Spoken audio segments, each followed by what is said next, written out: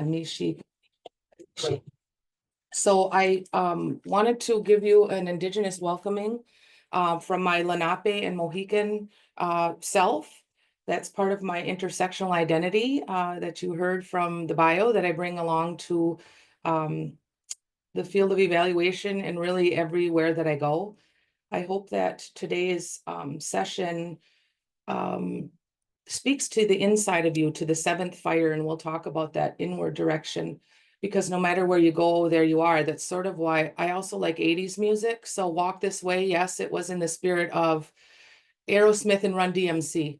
But I want you to think about who you are and how you walk through this world. And who you are is shaped by your inner world as well as the kinship that you bring along of 7 or more generations past, and what you do affects 7 or more generations forward. And I'm hoping that these traditional words and teachings help you to think about that, because as you heard President of the Washington Evaluators say, and as you're probably going to hear throughout today, we're walking through challenging times. If you put it in a historical context, we've known, or our ancestors have known, or our relatives, if they're still living, have known hard times as well. And so I think it's these 7 directions, and I'll share how they've helped me, and then provide ideas for you to reflect on about taking it forward in your own life or in your own evaluation, your work life. I'd really like to thank the sponsors and for DCEP for including me for this keynote. I honor, all of the presenters before me, Dr. Michael Quinn Patton, the late Dr. Stafford Hood. I hope I'm doing him proud. Dr. Jean King, Ms. Kylie Hutchinson, Dr. Rodney Hobson, and Dr. Miguel Chisilia. I feel honored that how can I say this? Dawa Pawakin Wakwa Sahi Kawakin Shalhikium Nialagomati. So that's just a way to say that this platform gives voice to Indigenous voices, representations, and its applications to research and evaluation. So a big Anishik, that's thank you for that. I think we can go to the next slide.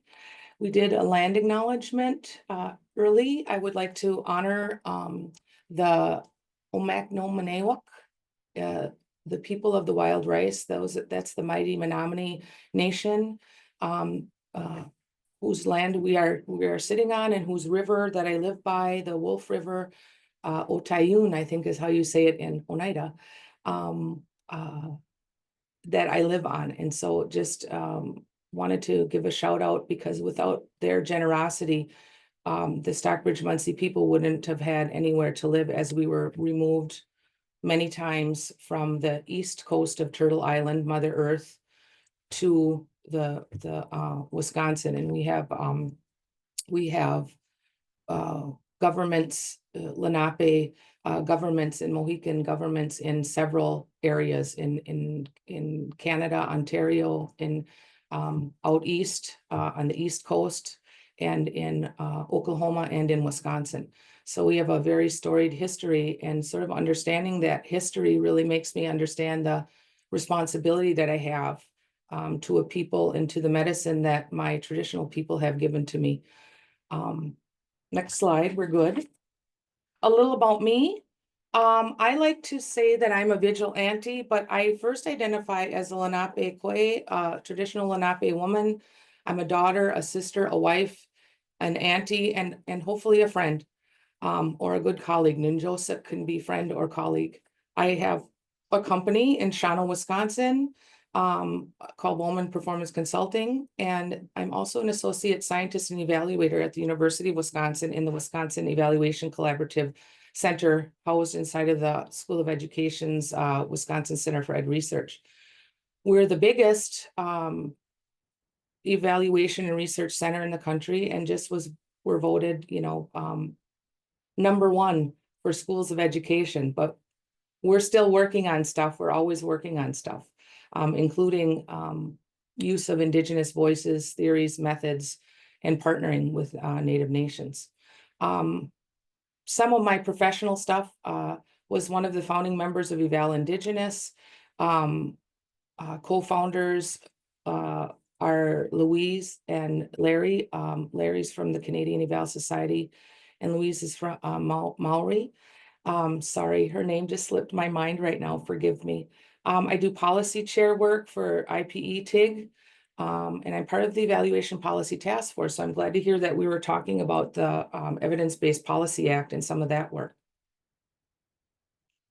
And then I do editing for Canadian Journal Program Evaluation, American Journal Program Evaluation, and the Journal of Multidisciplinary Evaluation. So I feel very grateful to be able to shape that work.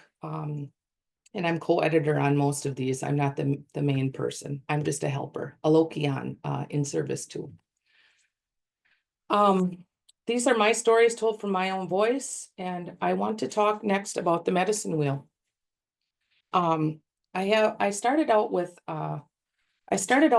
Four Directions Medicine Wheel, and a lot of that was based on the teachings that have been provided to me that I find throughout life, that I find specifically as I go to culture and language camp. Sometimes that's in person, sometimes that's virtually. I also know that these are the teachings that have been given to me and that I've been able to share. I have a longer article on this in CJPE about sort of my long journey. It's the long story. I'm doing the amended version of my journey with this medicine wheel and how that came to be.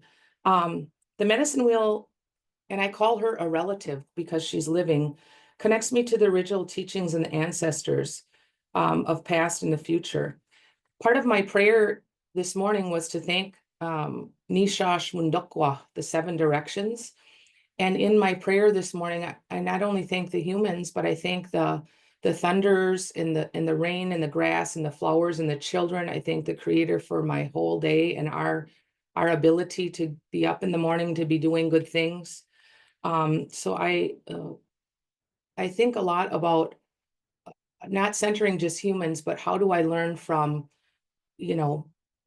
the songs that I heard this morning by the birds to the tobacco and cedar that I put down this morning before we got here. I think about my eagle feather and the teaching that went with that and how the eagle gave that to us. It's very hard to earn one of those, and you have to keep working and keep vigilant. And so I hope that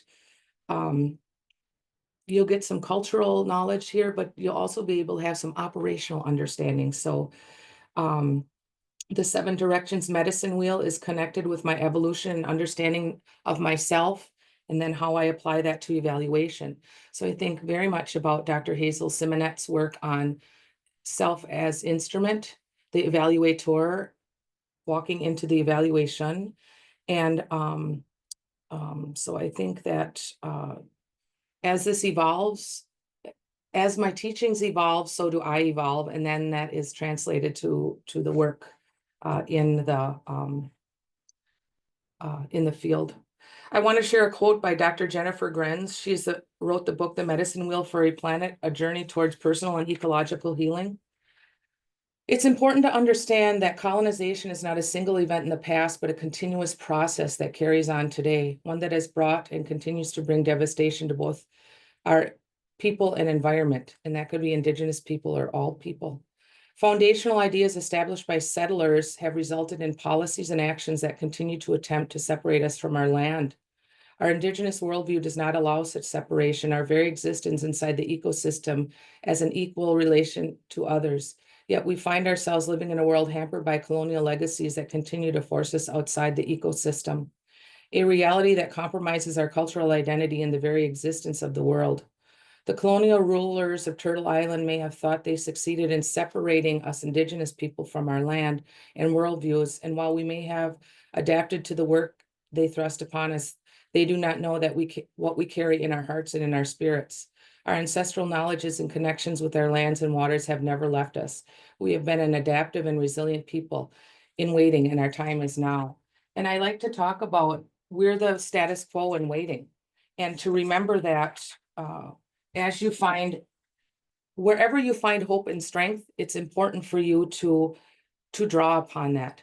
And it isn't always about your frontal lobes. We are taught that we are a whole being, physical, intellectual, spiritual, and emotional. So I guess in my 54th year, I just turned 54 last week.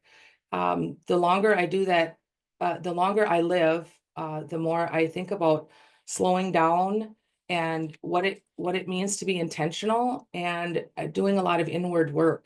And these roots and this clarity will help you with the ethics and values that will help you make decisions and carry you forward, no matter what we are, time we are in, or place we are at, or people that we are with. I'd like to share one more. This just is a part of my evolution. Next slide, please. Sorry. This rendering, I'm trying to put more artwork into the work that I do, because I'm thinking about, this is my future generation. That's me in the middle, and I have two nephews, the one in the green shirt and the blue shirt, Evan and Seneca. And then I have two nieces, Sienna in the white shirt, and Saya, who is 2 years old in August. I think about them a lot, and I want them to be proud of me as their auntie, and I want to make the things that have been hard for me for 54 years, I want to make their path easier. And for other Indigenous families and people, and for our allies and our people of color and LGBTQ two-spirit. And I know we're in a hard time, but our elders tell us, mine do, to lean inward to the teachings, know who you are. And a lot of times I'm more still, because things are crazy and changing so much. And I feel like when things are moving too fast, I find myself slowing down, and I might sit by a rock. I might say no to Zooms, and I might find more time to sit and meditate. I try to meditate every day, but I want you to think about these directions, because this is a poem that I just wrote. And we have a Mohican Writers Circle, and so I wanted to share it with you. So that'll be out later this year. And I think to the conference organizers, if you want to put that in the place to share, you can definitely do that. So as I read through these directions, one of the things that I like to do is say Anishik 7 times to the 7 directions. And that sort of grounds me in the morning. And sometimes I use it during the day when I'm feeling unsettled. It sort of helps slow things down. So this poem is called Nishash Wundakwa, 7 directions for now. Hiding in plain sight was never something said about me. Assimilation and education and annihilation stripped Indigenous people and ignored our pleas. We carry the sacred responsibilities and teachings of ancestors, most of which we do not know. Are these teachings sleeping in me? Can I still learn and share what needs to be passed on? To the eastward direction, Kata na kiklok wundakwa. With you I rise with the settling moon and ascending sun. Tobacco, prayers, and giving thanks are how my days have always begun. To the southward direction, I feel you and I learn how to be inviting and warm. Your cedar medicine heals me and protects me from harm. To the western direction, reflecting westward, you generously gift me with sage. This medicine clarifies and restores me on my most challenging days. To the northern direction, northward, I am open to receiving your timeless wisdom when I feel confusion and despair. Your sweetgrass guidance has always been the answers to my prayers. To the Kukuna Aki, the Aking Wundakwa, the earthward direction, you are deeply respected, reciprocal, and a remarkable life force. I am in ceremony with your teachings, and as your child, I am rooted to you as my source. To the skyward direction, in the sky is our forever lodge, and where the spirits and ancestors reside. I am interconnected with the sacred circle, and your teachings will be my eternal guide. To the inward direction, this is the longest journey, but the shortest physical distance. This inner fire keeps growing in me and continues to be my spiritual and practical subsistence. So it is the 7 directions for now. As an ongoing learning space, I will mindfully show up to carry, pass things on, and also give myself more grace. As a Lunaape Kwe, I'm a sacred vigilante who is loving and of free will. I am Wampanoag and part of the kinship to the peoples of the water that are never still. And so the Stockbridge Munsee is my tribe. Mohican.com is where you find us. And the sign of the Stockbridge Munsee represent hands up to the air praying. There's a sacred circle on it. And we found ourselves that we are never still. We were always lived by the water, and we continue to survive and thrive and share in a generous way. Next slide. So now I'll go through the teachings of the 7 directions, and then I'll follow it up with some applications for the field of evaluation. I'd like to thank Eden Elizabeth Huntington. She holds the house. She's Oneida. She works with me, and she is the creative person that helps make all these images. So, and they should be, I think they should be moving a little bit. So there's little subtle movement in these because these are living directions. So, Nishash Wundakwa, the 7 directions. Katana Hiklok Wundakwa is the eastward direction. It's the first direction of the 7 because it represents our beginnings as a Lenape Mohican people nations. The color is red. We try to live as good relatives and good relations with all other relatives, human and non-human.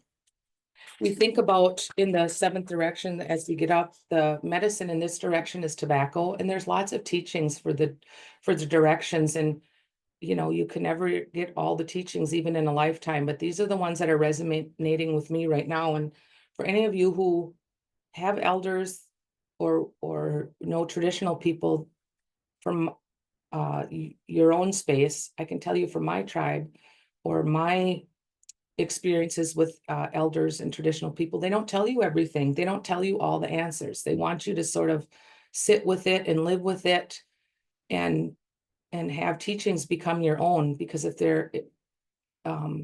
you're to be a carrier of knowledge, you're to be a caretaker of knowledge. And so in the eastern door, you'll see blueberries and strawberries. Blueberries are medicines that men eat. Strawberries are medicines that women eat, not that men and women can't eat either of them.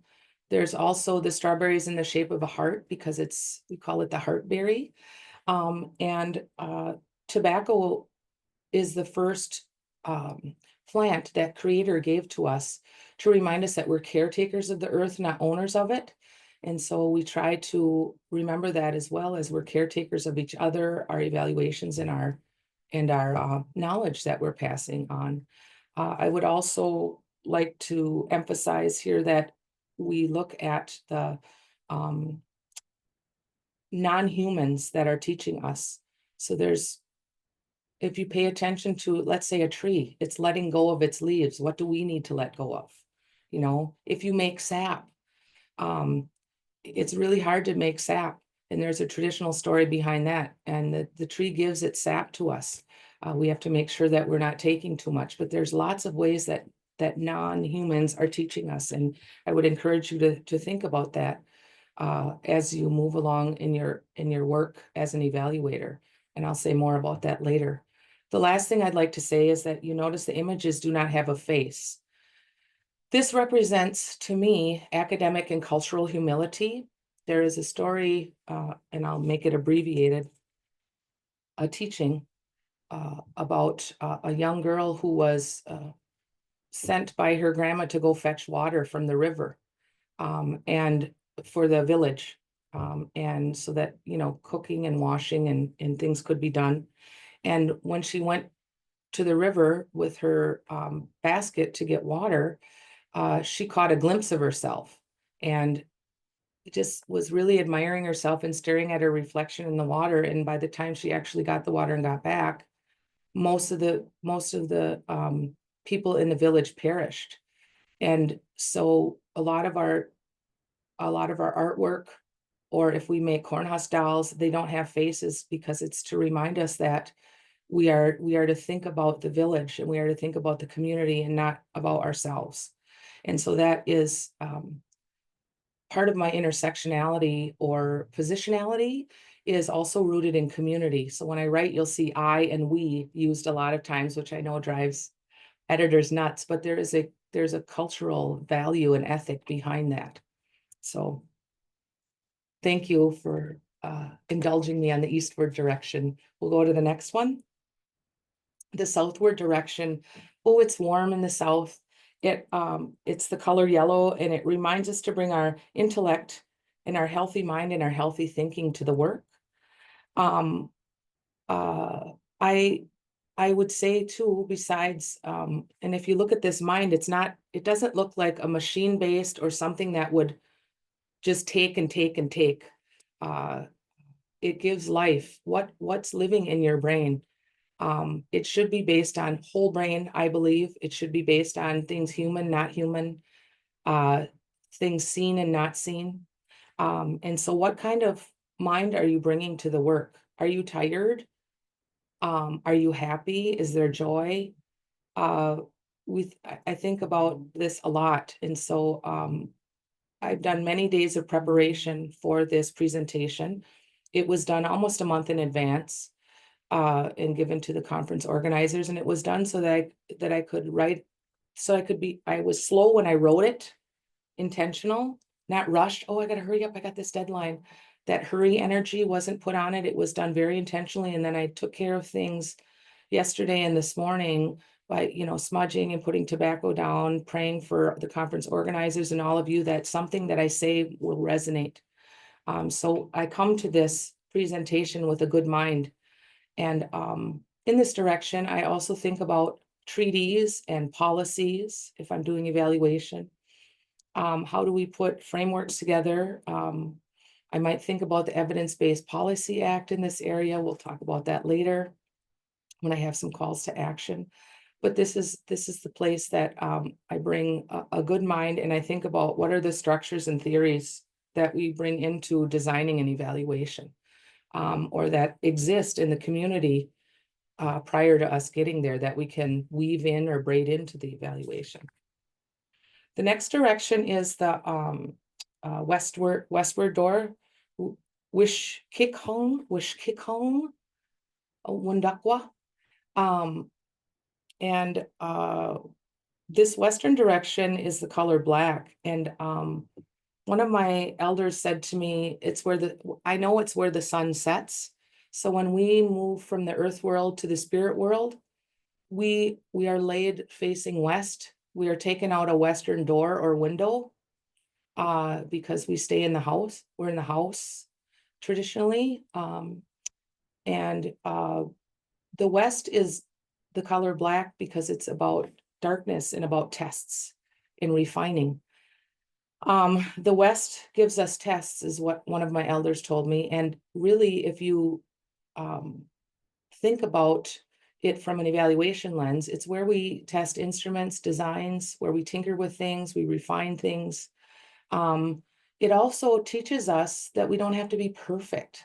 I think perfectionism is something that is a settler or a colonized construct. It's got to be done. It's got to be perfect. You can hear my language today because due to colonization, Lunaape was not my first language, but I'm here struggling through it, learning the language and putting myself out there and not feeling too bad about it. None of you know probably Lunaape, so I'm sure I'll hear something from my linguist, but the intention is there. And it teaches us, even through struggle or challenge, that you have to learn. Our elders tell us that something isn't good or bad, because I'm always like, what does evaluation mean? Like, is there a story or teachings behind it? And evaluation is learning. It is living through learned knowledge and book knowledge as you take your work forward. How do you make friends with the struggle? Learning, things aren't good or bad, they just are, and they are our teachers. And in the struggle and in the challenge, you can find a lot of learning. You can find ways to be vulnerable and share and deepen authentic relationships that you have.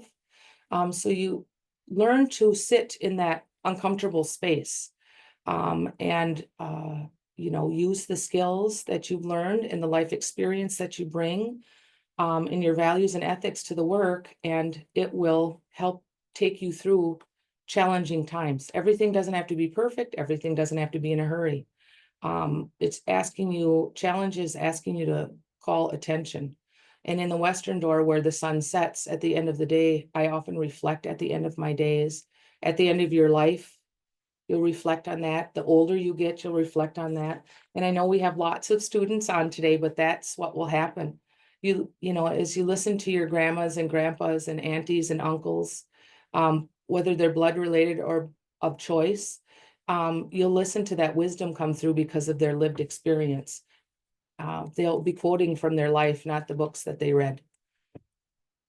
In the northern direction, speaking of those elder, capital E, aunties, uncles, grandmas, grandpas,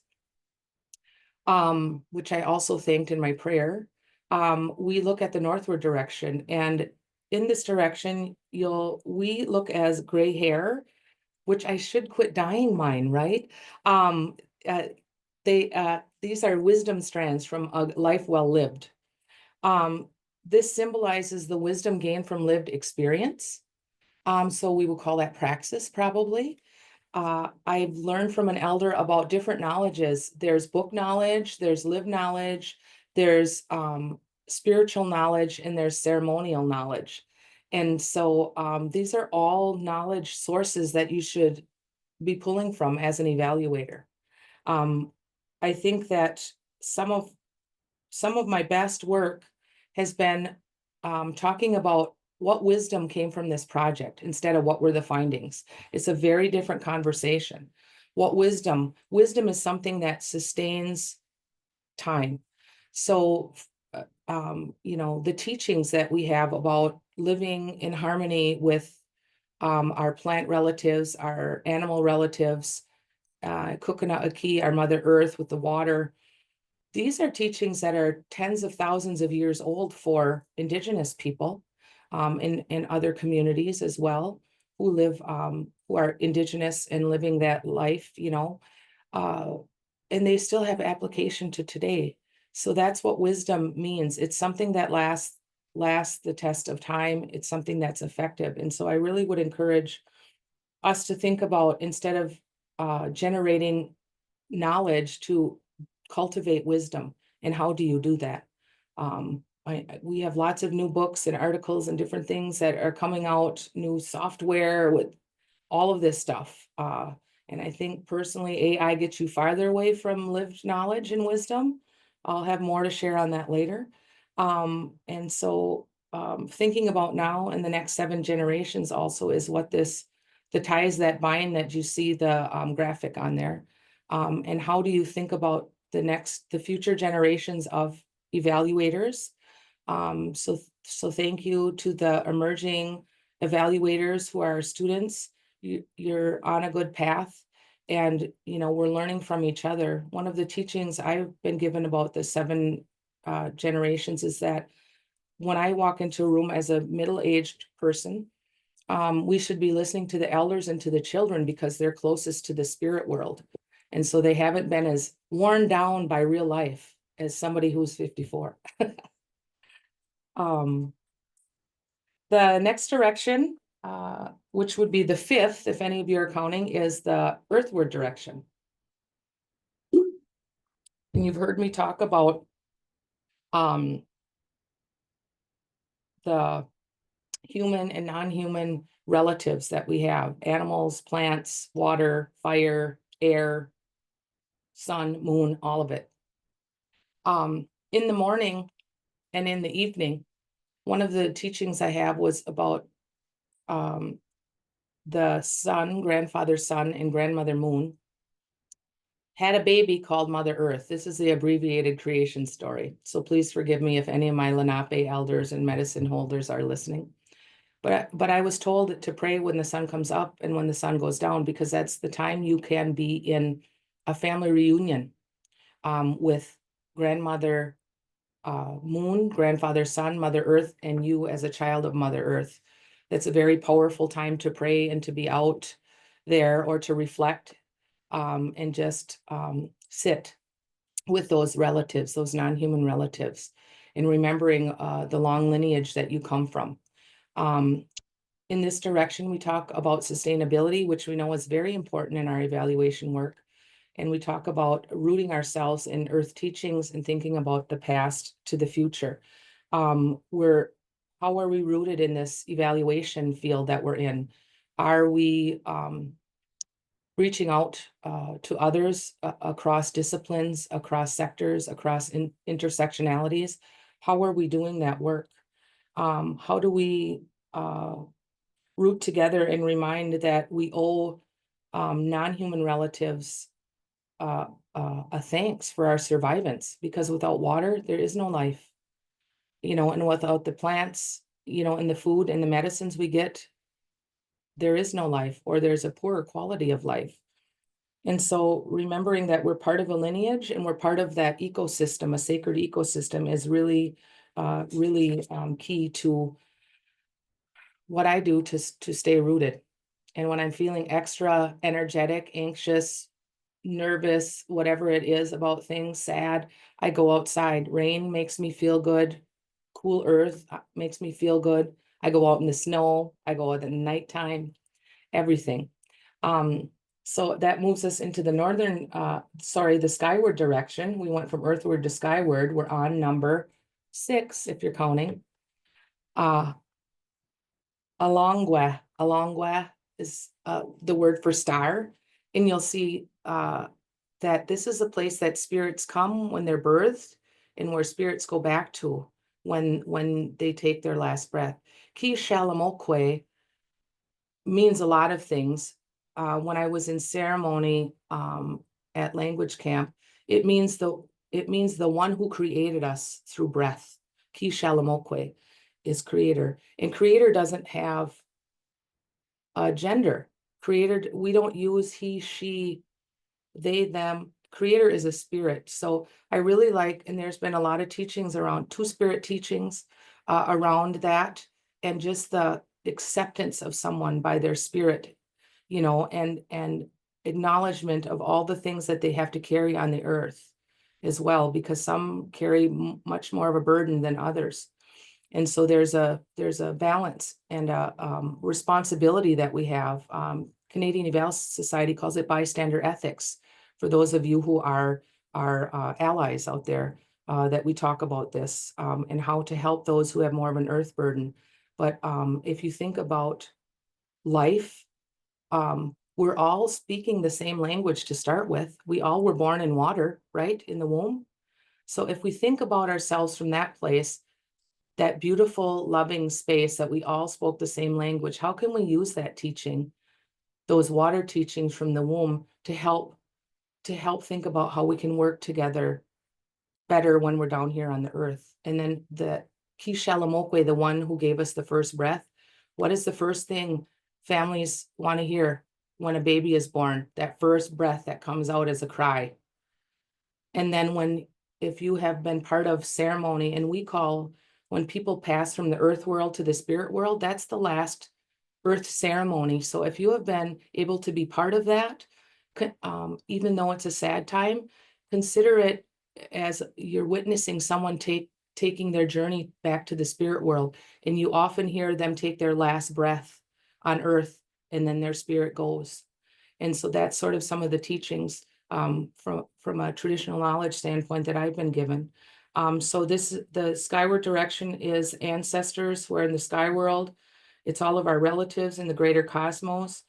From an evaluation standpoint, we might consider outreach, engagement, and honestly giving life to our dreams. It might start out in your head, your heart, drawing on paper than sharing it with maybe a friend. But you know, that poem that I read to you, I wish I had I wish I felt as strong in my creative writing that I did in my scholarly writing, but that was me speaking to the skyward direction and saying, well, I'm going to put this out there. You know, I'm not looking to be, I don't think I'm going to be a keynoter at a poetry festival, but being able to share some of these different aspects of your being is how the 7 directions really continues to teach me. All right, we'll go to the inward direction, the 7th direction. This calls for self-reflection. The inward fire asks us to look within ourselves for wisdom, strength, challenges, vulnerabilities, and blind spots. Oh, geez, who wants to sit with their insecurities and vulnerabilities, right? Well, we want you to dig deep. We want you to work with people and supports that can help you think about this. And for the last probably 5 or 6 years for sure. And I think, you know, I think generally I work on my inward direction for a couple decades probably. But when COVID hit, you know, that really, you know, we sort of became isolated and we had to sit with ourselves, you know, in a lot of ways. We weren't on 4 plus Zooms a day and we didn't see a lot of people. So that's probably where it made me go a little deeper into myself. Knowing who you are, addressing your self-development and engaging the self with integrity, humility, courage, truth, respect, and love can heal us and bring out our best self. Some of the teachings that I was given is like, this is the shortest physical distance, but like, think how many evaluators you know, or even people you know, that talk about what challenges them or what they're vulnerable about or what they don't feel secure about or what has hurt them. Not many. How do you then take these more uncomfortable feelings and bring that out as a way to teach and help develop yourself? And then when you share your stories, it encourages others to share stories, to be vulnerable, to be more authentic. I can only show up today as my authentic self, and that's usually how I show up. And I'm kind of calm this morning. I'm really surprising myself.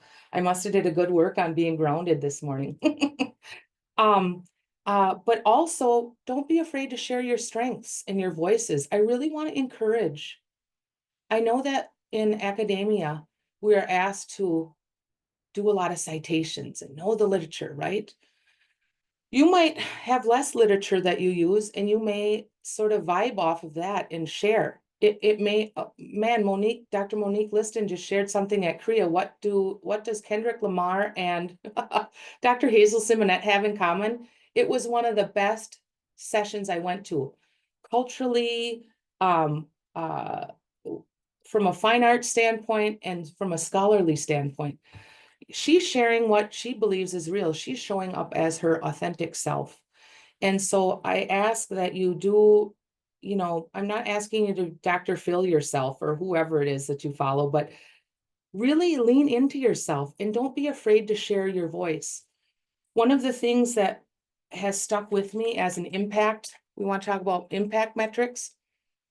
There was a gal, I can't even remember who she is. She was Alaska Native. I can't remember which village she was from, but probably maybe 15, 10, more than 10 years ago, probably 15 years ago, there are articles that Wampanoag, I use my spirit name and, or I'll put it in parentheses, because if you look at a bibliography, B comes before the W. So there is a little bit that I want to be upfront a little bit more, but I always try to use my spirit name and my language in the work that I do. And this graduate student said to me, I've always wanted to publish in my spirit name and my advisor would never let me. So she pulled out a couple of my article, you know, and she said, so I pulled out a couple of your articles and she said, if Dr. Bowman can do it, why can't I? So I want you to really think about your name. You could ask your family, how'd you get your name? You know, is there importance to it? You may look up, I don't know if you, Bible or different things, you can traditionally, there are other communities that have naming ceremonies, but I really want you to listen to that inner voice, your hunches and your intuition. especially for you empaths out there, but even for those of you who are not empaths, whatever you carry, you can, I really want to know how you think about yourself. We're doing a special issue on positionality, and I'm learning so much about the authors, some of them who I've known for years or decades. I'm going, this is really cool. So this is about your storytelling, and you share it when you're ready, and you share just parts of it. And I'm telling you, this self-development and this work that you do, this inner work that you do, helps clarify who you are as an evaluator. And it will help carry you through a lifetime of a profession, whether you're an evaluation or not. I call it a healing journey. And this is personal and professional development. It's about transformation and change. And just make sure that you have impact, resources and supports around you. With that, I'm going to sort of, I don't know if there's questions or if I should keep going, because then I'm going to move into the blue collar scholar, a few practical applications, and then we'll go to audience questions or comments. I don't think we've gotten any questions while you've been talking, so I think keep going, and then everybody else, feel free to drop questions as you have them in the chat so that we are ready for Q&A after Nikki wraps up. Cool beans. Okay, so I call myself a blue collar scholar. When I write articles, I try to, if there's theory in the article that I'm using, somebody else's or mine, that I'm sharing, I always try to make sure there's practical applications, and I try to speak plainly. And so I just say I'm a blue collar scholar. I want people to understand and love and be passionate about evaluation like I am, curious, passionate, energized around it. I find lots of healing and joy in doing evaluation, especially when there are practitioners, community members, organizations are like, I've heard about evaluation, not sure what it is, and helping them love it like I do, and internalize it and have it become their own, whether they're making evaluation vision and value statements, whether they're drawing pictures about evaluation, singing songs, telling stories, whatever it might be. I just really feel blessed that I get to be an evaluator. My siblings would say that I had an opinion early on. I just learned now how to use data to help support opinions that as an evaluator we bring forward. A quick story is I was born April 17th and 1971, and mom and dad brought me home from the hospital. And now think it's April. They had the air conditioning on and turned it off, is what mom told me. And anyways, I screamed and hollered my head off, and they turned the air conditioner back on, and I was calm again. So I guess I was literally letting my voice be heard and known before I could even speak words. So that's the story that we always like to laugh about inside of the family, and not much changed. Okay, so applications for us, some, not all. Eastward, as an evaluator, do you know the land? You heard our beautiful land acknowledgement. What about the cultures, the knowledges, and the diverse histories and unique perspectives as you step into a place to do evaluation?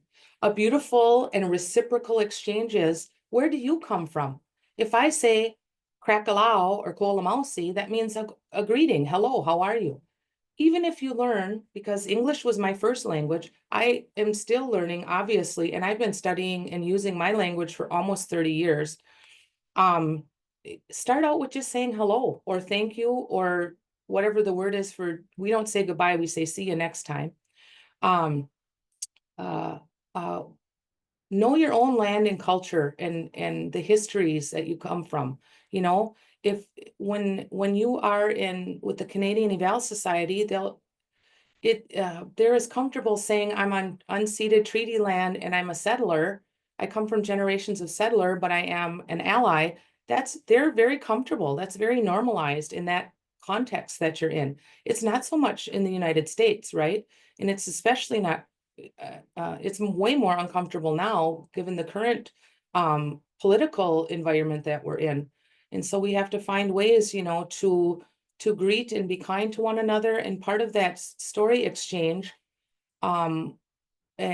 is you knowing your own history, culture, language, if you can. Everyone has that, your family history, You know, I know that on my dad's side, we're Stockbridge Muncie. And on my mom's side, we're Polish. And also on my dad's side, there's Swedish and German. And so knowing the stories, the immigrant stories or the stories of hard work, the stories of fun, the things that you did, I love for Halloween wearing wigs, you know, and I guess my great aunties used to do that. So I just say it's in the blood. My Polish aunties, they used to have a good time. But for the eastward door, know who you are, greet the sun, know the land and where you come from, because when you go into someone else's space, you'll be able to have a knowledge exchange. And I think you're going to find that we're much more alike than we are different. Be a caregiver to each other, to the land, and to the work that you do. In the southward direction, how do you build data sharing agreements? So in this direction, I talk a lot about Indigenous data sovereignty. It's a whole movement. Larry Bremner and I just put out a Indigenous data sovereignty paper in the Canadian Journal of Program Evaluation. I haven't seen Indigenous data sovereignty talked about in the evaluation literature. And so this is very important so that tribal nations and Indigenous people have governance over their data and how it's shared and how it's used. There are other ways in the South. What are the treaty rights? What are the constitutional rights? Do the organizations you work with, what's their normal way of doing business? How do you make shared data agreements? I think about publications. So the University of Toronto Press, let's see who else, Oxford University Press, and there's a couple others that I've worked with as an evaluator who is publishing or who is an editor to try to get decolonized author agreements. That's really important. Otherwise, if you look at it, it says basically that the publication house can use, it's theirs, they can use it for time immemorial, and they have worldwide exclusive rights and all this stuff. That feels off to me. So I work hard to get those, and if I don't get those, then I don't publish. And that was a hard pill to swallow, but we've been doing it. Larry Bremner and I have been doing it for many years. And we try our best to make equity within the author agreements, contract agreements, publication agreements, even in the designs that we do for evaluation. Are there theories and methods you can do? You know, tribal critical theory, community-based participatory theory, decolonization theory. And if you don't want to talk about it, you can also talk about it in the affirmative. So what's the Lunaape theory? Or what is the, I'm trying to think, is there a theory from the perspective like rights of nature, for instance? So it's not just human centric, but we're thinking about the rights of nature and how do you build that in? So in the South is where a lot of the design work happens, in the legal agreements and things. Westward, I told you before, how do we use our challenges and gaps to refine, unlearn, and relearn? A lot of times we will write evaluation designs or project designs if you're doing like evaluation TA or capacity building, and you sort of get maybe 6 months in or so, maybe 12 months, and it's a multi-year contract, and you go, that it ain't working quite the way we thought it would. So how do we update instruments? How do we build the capacity and the comfort around saying this is a living document, and as we use it, we'll be able to update it. Again, it's that not having that perfectionistic one and done of instruments or whatever attitude, and co-creating using lived experience and implementation experience to help us refine. And a lot of times when folks work with us, they're like, I never knew that. How do you help people unlearn? How do you help when it's a challenging time? How do you meet people where they're at? I'm getting better at not just walking around carrying a Louisville Slugger, as I was told by Dr. Stafford Hood. You don't got to carry your bat all the time. I reminded him, though, that the old warriors back in the day when colonization was starting, we carried a war club that was made out of wood. So I guess it's in my DNA. In the northward direction, I like to say slow-mo, not FOMO. Okay. How do you observe and generate wisdom, not information? How do we appreciate what is going on in front of us? How do we how do we ask permission? How do we learn to be like those wise elders and appreciate the longevity, not just for every day, but the longevity of our life and our careers?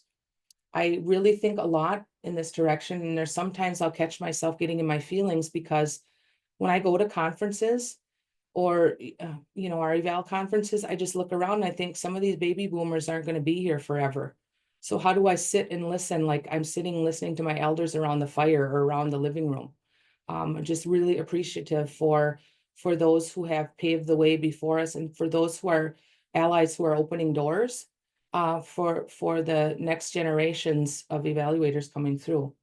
And then in the earthward direction, we listen to and learn from include living beings, including Mother Earth. So how do we build sustainability? In evaluation? How do we build rights of nature in evaluation? There are many Indigenous people that are doing declarations, calling rivers and mountains and different natural resources, and we call them relatives. Natural resources, a Western word. How do we do that? How do we do that so that there are protections around the natural resources? What footprint are we using? Can we make the footprint smaller when we go to conferences and things like that? Again, I'll point to the Canadian Eval Society. They have a whole sustainability work group. And I guess one other thing that I can say about the earthward direction is stop using the word stakeholder. There's Larry Brenner says we're rights holders, not stakeholders. But there's a paper that will be coming out probably in the next 6 months. It's not mine. It's one that I just reviewed. I won't, from the Journal of Multidisciplinary Evaluation. And they're the origin story and the context of the United States and how we need to use different language, because language speaks, volumes about how do we decolonize language around evaluation. And given the United States historical and contemporary context. So stakeholders is a word that was used when settlers came here and they put their stake in the land because they said, this is the land that we're taking from the indigenous people. And now the concept of ownership isn't a word that we use in our language or a teaching that we have. We're caregivers of the land, not owners of it. But the word stakeholder really can reverberate and have some crazy meaning. So I really think about, where these words come from and are there different ways that you can speak? That's why I use the word relatives a lot, or rights holders when I'm working with evaluation and Indigenous populations. Skyward, be guided by the unseen. Spirituality, intuition, your hunches matter. They're there for a reason, so don't quiet them down. Open up and listen to them. Part of that means you can't be on Zooms all day. Part of that means Wednesdays are reserved for writing for clients internally for me, and Fridays are reserved for academic writing, creative academic writing. Take time to center and ground yourself. Get out of your office and go do things with community members or in nature or whatever it is you do, because it's a whole different vibe. And how do you bring that vibe? Do you meditate? Do you have journals? Do you draw? How are the ways that things are coming into you from the unseen, the skyward, the spiritual direction to help you give life to those things that are in your heart and in your spirit? And then, of course, the inward direction you go. I got a Dr. Elder Sister Hazel Simonette. Wherever you go, there you are. How are we responsive instruments? This includes self-care. And as a recovering caregiver, I'm trying my best not to, you have to give to yourself as much as you give to others. And to do that is that inward journey. What does little Nikki want? Why does she not feel safe? Why does she feel anxious right now? And again, I'm not going to Dr. Phil myself. I'm just saying that we really need to do that inward work. So that's reflective and reflexive practice. And then I want us to remember for the next slide that 7 Directions Medicine Wheel is a sacred process for me. It's a living being.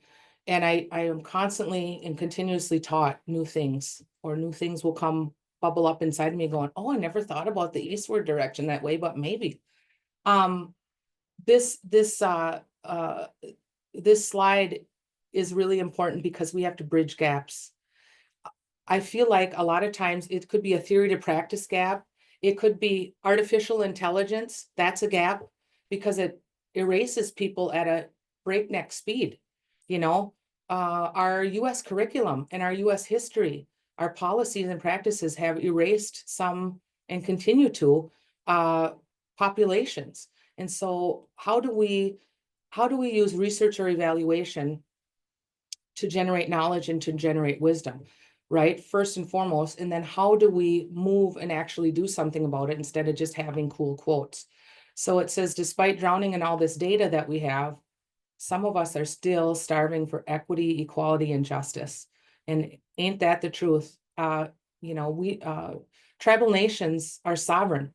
We do not have, the 574 tribes do not have a seat at the table for the Evidence-Based Policy Act. When it started, as it's being implemented, the states do, but we don't. So our treaty rights and our sovereign rights are not being honored, and I think that we've talked about this a lot through our evidence-based, our task force, evidence-based policy task force at AEA, and we continue to struggle with it and work with it, especially in this current climate.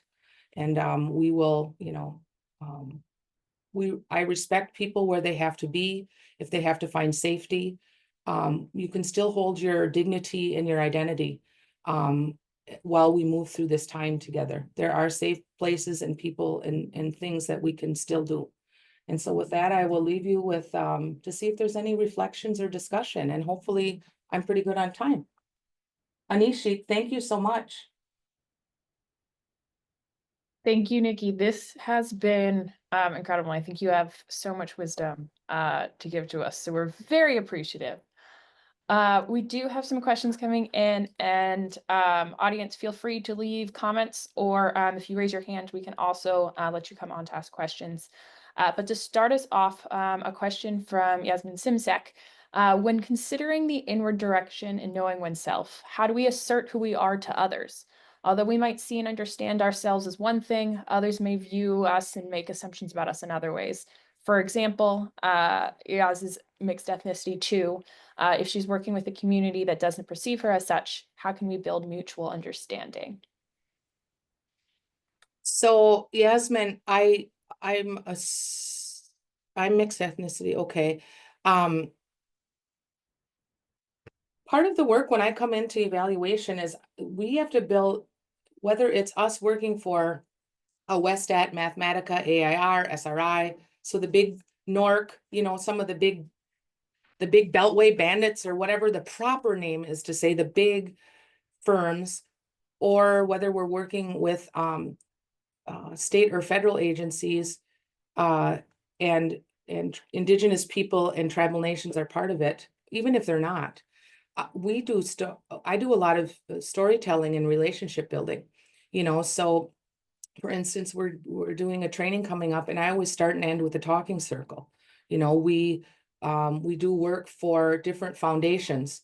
I won't names drop, but I'm saying there's a lot of beautiful foundations that we work for, that when we sit in a circle and we do a academic talking circle. Sometimes we do a traditional, a regular talking circle where there's no recording, and you just are present and you share and go around. You find out a lot about people, and you have to continually build in, ways, we might call it team building. I call it relations building. I write little notes, handwritten notes. I want them to see the human being, not just the human doing. And I want them to feel like they're seen that way by myself and my team. So I just, how can you get comfortable about talking about, and you don't have to like put it all on Front Street, and say, I'm biracial, but you can mix in that, these are the things that I've learned from my mom's side or my dad's side. It's sort of I don't want to be too prescriptive, but however, Yasmin, you can get comfortable with yourself, you do that. And then you share and show up authentically. I'm not sure what assumptions people might make about you. I know that when people know I'm Indigenous, they may make assumptions that, they may make negative assumptions like she doesn't look native, or she's not as dark as this other native. And, uh, you know, I just, when I hear things like that, the reason I can deal with it now is because I have a spirit name and I'm comfortable with who I am, but that took decades of work. And I tell them about my spirit name and the teaching. This is the first feather that I was given, and I got it when I got my spirit name almost 30 years ago. I talk about um, that because I am of mixed race, uh, that I would be able to get into places that maybe others couldn't. That I would be speaking with people from the four directions. So my name means accompanied by the four eagles. So my work is to be carried out with people from the north, south, east, and west. That, and with the colors, all the colors of humankind in the medicine wheel. Now, that was told to me almost 30 years ago, and I thought, you're nuts. I'm an elementary teacher. What are you talking about? And I literally am living into that every single day. Now, getting back to your assumptions, assumptions are just opportunities for you to gently teach and invite people in to know who you are authentically. And I find that the older I get and the more I learn about myself through challenger teachings or joyful things, the more comfortable and less defensive I am. And I, by no means am I saying, are you defensive? But I can just share like um, how I am. I think an assumption people make about me is that and sometimes I can be a little bit sharp or uncomfortable for people.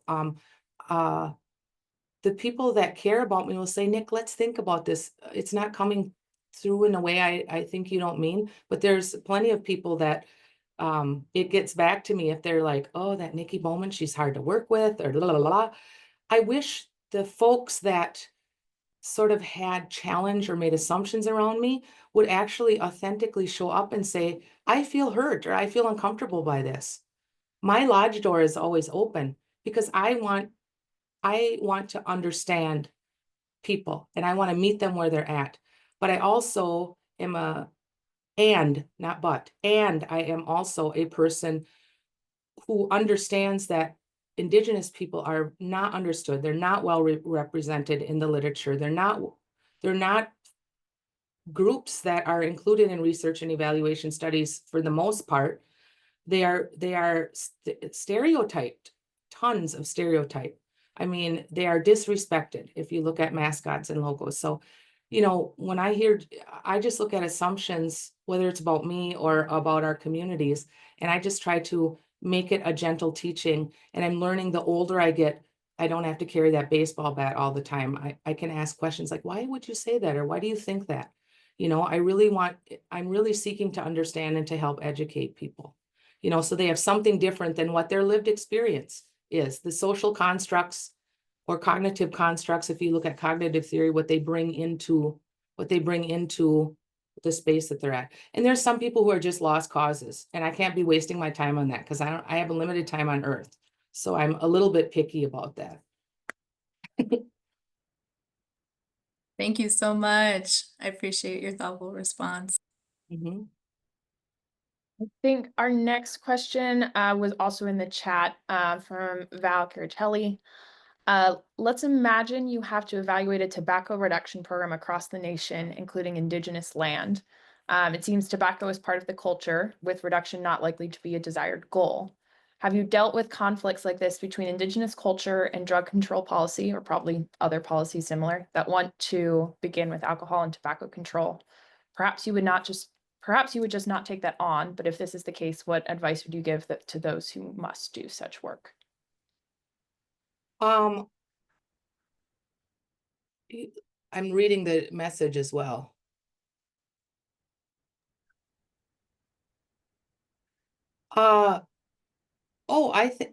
I'm not sure why you think tobacco reduction isn't a likely desired goal. So the way that what are the teachings? So the way I would do it, because I have these teachings, but I'm not sure,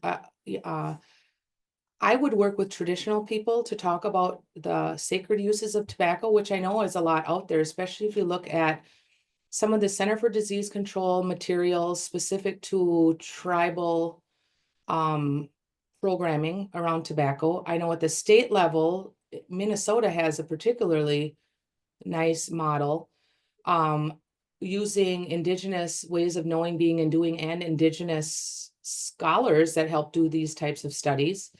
There are also indigenous nonprofits that work just on tobacco, issues of tobacco control and tobacco policies. And then Indian Health Service also has some beautiful, the sacred, I mean, I think they even did a whole public campaign around the sacred use of tobacco versus the other tobacco that gives you cancer. And so first of all, I would look into some of those already existing areas and with the indigenous people and agencies that have carried these out, and or nonprofits. And then like if I had to do it, I would talk about what tobacco is from a cultural and sacred standpoint. And then you could talk about health from a physical, mental, spiritual, emotional standpoint. And you can, and I think the policymakers as well as the programmers could be in that room, and they could all receive teachings and then be working together on what would make sense, that would help sort of braid in the policy aspect of it with the health aspect and the traditional knowledge aspect. And so the communities that I work in, look at tobacco as an addiction, just like other substances, if you will. And I know that this is, if you come from a caring place and a traditional place, that this usually has worked. I think Systems of Care and Circle of Care are two programs that have actually done well with this. The White Bison has a whole curriculum around this. And so there are places, that you can get support, and get resources.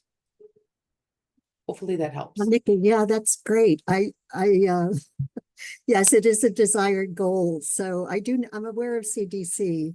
This is Val talking. Hi. Hi, it's so good to see you and so good to have your wisdom with us. It's really important. So happy you could be our keynote for today. And so I was curious about this only because you said you set out the tobacco this morning. So that got on my mind about how you might look at that. But you look at it the way, that's right. It's looked at as an addiction. And all of these sources, there's a lot that I don't know about. I knew of CDCs, but I didn't know of all these others. And so when policymakers are wanting to know if this stuff is effective, you were calling the impact people, the impacts of wanting to be able to evaluate these programs. So I guess you're advocating maybe for some kind of combination of true, cultural understanding of what it is you're evaluating, right? Is that very And there's an American Indian Cancer Society, and Val, thank you for your kind words. You spoke over me. That means a lot. You're like one of our living legends. And what you said also proves sort of what I was saying earlier in the presentation, is that you don't see where university doesn't teach us where some of these other resources are, or these organizations are, the writing, the publications and stuff like that. And so I just try to meet people where they're at. And I figure if I can share information, then I'm living into my spirit name. And so that's sort of the way that I go about the world. I'm a little tired sometimes, but I always find my way back. I always dust off, take a nap, and find my way back. Thanks, that's great. Really appreciate that. Oh, I should be done talking soon. I can't wait to hear the next panel. Like, am I done yet? I was about to hop in and say, I think we are about at time. Nikki, it has been such an honor to have you with us this morning. You definitely have shared wisdom with us. And we really, really appreciate you taking that time.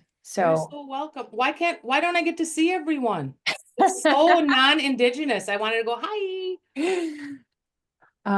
well, if anybody else wants to wave and come on screen, we will all happily wave to you, Nikki. Okay. I see two of you besides me. We're all there. Hopefully, go to a gallery. We'll turn off the spotlights. With that being said, Yaz, I will pass it back to you quickly to wrap us up and send us into a quick break before the rest of our program begins. Excellent. Thank you so much, Dr. Bowman. Thank you for answering my question as well. I hope that it shared some insight for other folks on the call as well. Really appreciate you. It was definitely thought-provoking. We're incredibly grateful for you and all your expertise that you shared with us today. As we wrap up the session, I would just like to take a moment to remind you all and let you know that we do have a evaluation or a survey. And since we're all evaluators, we love surveys, right? So please take a moment. I'm going to drop this link in the chat for you all. And throughout the day, if you think about it, please fill out our survey so we can improve this moving forward for years to come. I'm just going to drop this in the chat for you all. So we will be taking a brief break now. We're going to take about 15 minutes for those who aren't in the Eastern time zone. So 10:45 for us, but 15 minutes moving forward for everybody else. So we'll see you shortly back here in about 15 minutes. Enjoy your break.